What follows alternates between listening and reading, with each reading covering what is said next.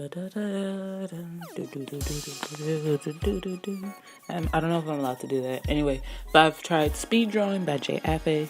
That is my name. Hi guys. Today I am taking the Cloud Twins and I'm using the little head molds that I made the last time to draw a new picture. It looks like right here I kind of hesitated a little bit. I didn't know what I was doing. So I drew the Vibe Tribe picture out and I might insert that. So there was originally a picture that I used as the frame of reference. And that's what I was like going back and forth. So there are like pauses where I'm not drawing anything because I'm looking at the picture to see how close I can get this vector drawing to look like that picture. So I'm giving her glasses. And those glasses were not easy to put on at all. Hold on, I have a little battery. Okay, so yeah, we're a little behind, so I'm gonna pause the video for a second, just keep talking to you guys. Did everyone eat breakfast? If you did, that's fantastic. And when we get to 1 minute and 22 seconds, I'll start talking about art again. I hope I'm loud enough this time, because the last time I wasn't loud enough. That was annoying. Okay, we're back. And now we're too far ahead, so we'll just deal with it. So here I'm making a background for the picture. And I was trying to go for something that was really Art Nouveau-y.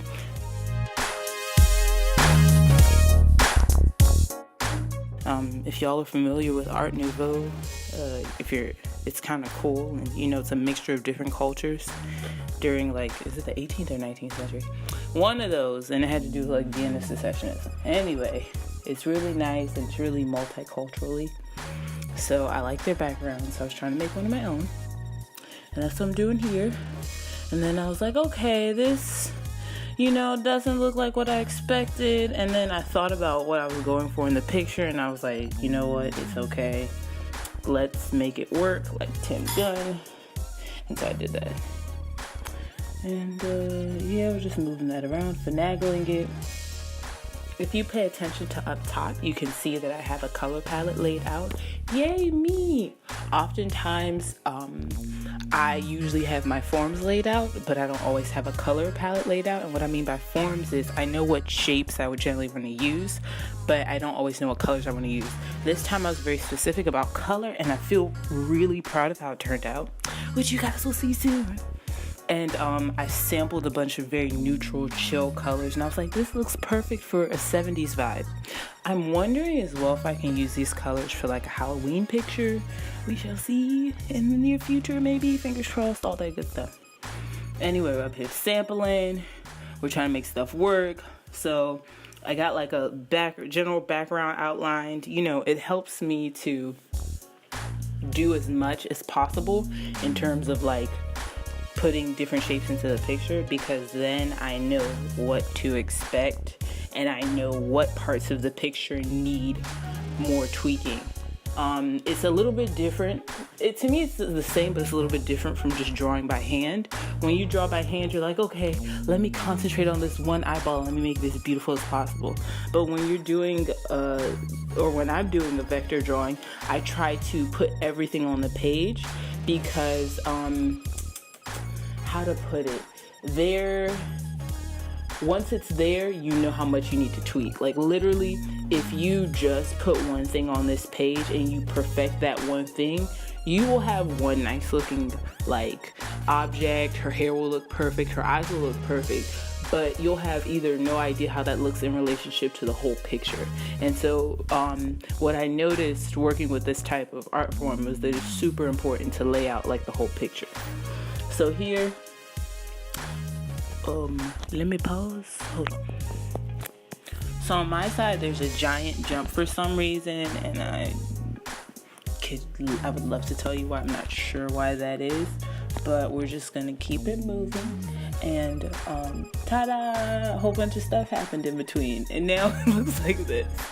So I went and I erased all of the old outlines that had that it's dots, I think, or it's sewing. I think it's a sewing lines or dashes that were used as the strokes. And so if y'all don't know what a stroke is the outline, that pink outline that you're currently seeing on all of the pieces in the artwork. That's a stroke. And so before it was brown, so I changed it to pink.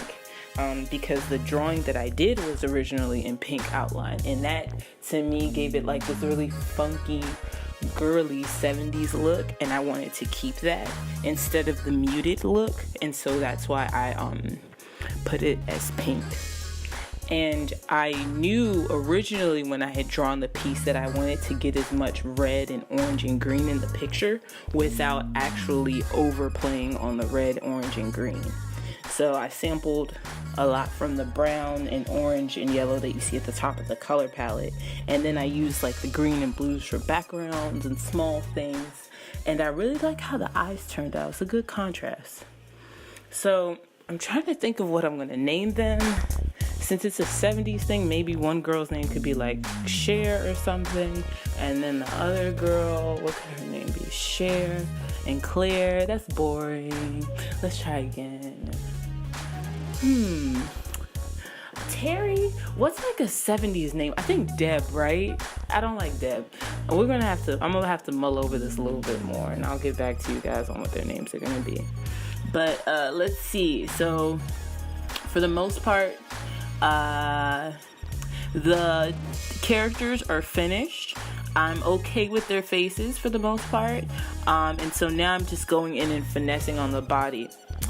It's really helpful, as I said before, to lay everything out so you can see how it looks before you get started on finessing stuff, because you just never know.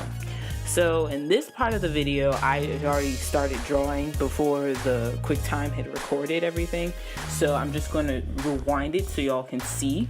And here I just kind of fidgeted with her arms and with like adding a background and all this type of stuff. And yeah, because there were too many pink lines. Outlines are great, but if there's just too much outline, it's harder to pay attention to the general forms in the art.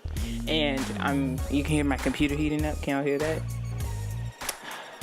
Anyway, so it's really important to kind of make sure that you have a balance between the technical quality and the communicative quality of the piece.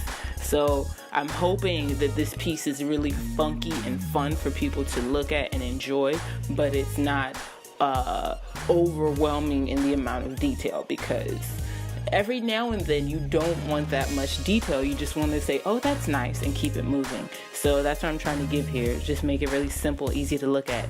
This would be a banging patch now that I thought about it. That would be super cool to have as a patch. How am I going to make that happen? Magic. So yeah, these are the girls, and they're in the Vibe Tribe because they're cool. And what else can I say about them? I don't know. They're just two friends who really get each other, and they're very chill and very fun.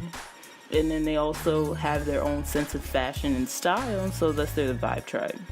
I might still go back in and tweak this picture a little bit more now that I'm looking at it. I might make some of the lines less straight, because the picture itself is really freeform and flowy. Or I might leave it, because the lettering I chose lends and helps the whole piece look more natural. So we shall see. Thanks for watching, guys. Have a good one. I can't stop it.